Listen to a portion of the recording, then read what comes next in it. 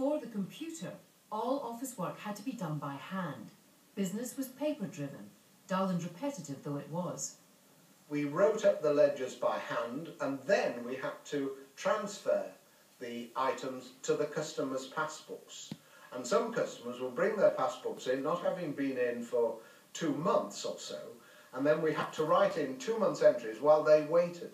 In those days, you had carbon copies, and you always had a number of leaves behind the top one. So if you made a mistake, it was an awful faff to try and get it sorted out.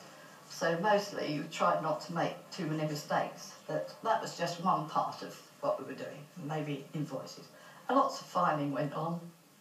One of my jobs was to list all the cheques that were paid in. And the cheques were delivered to us, and we had to list them on an adding machine which simply had a handle, and we just pulled the handle down all the time. So there was no mechanisation. But while Brian was relying on his little adding machine and Margaret was filing for England, down in London in 1951 something big was being developed. It was brewed up in a most unlikely place, Lyons' Corner Tea Shop. Lyons had nearly 200 tea shops scattered through the country.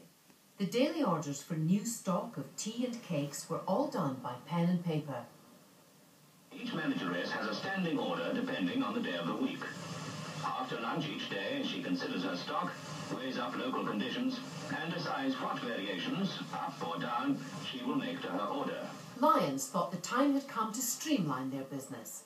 They hired Ernest Kay, a young electronic engineer, to work on a new project they'd cooked up.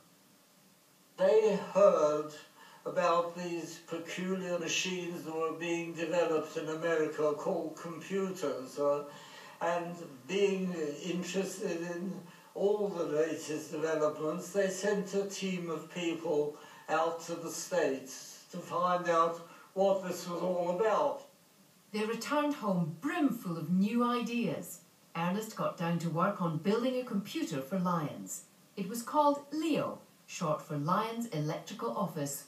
It was a revolutionary idea, and everyone on the team was enormously enthusiastic. I must say, I've never worked so hard in my life.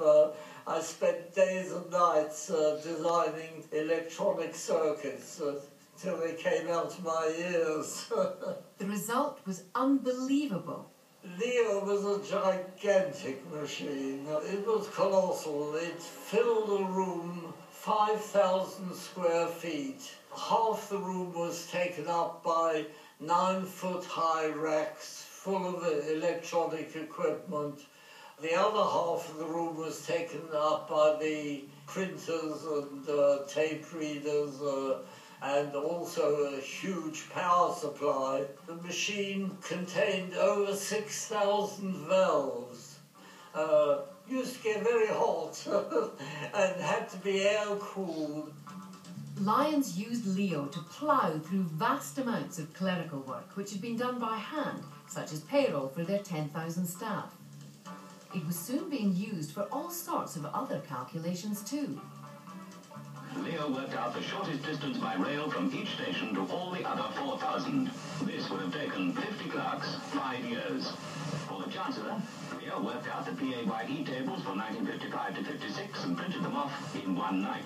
But although Leo was the world's first business computer, soon others caught on, and eventually it was outgunned by the Americans. We applied at one time to get a government grant to help us develop the computer business, and there was a letter which saying they didn't think there was a future in computers.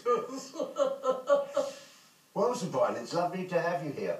Nice to be here. May I call you Brian? Certainly. Oh, that's much easier. Well,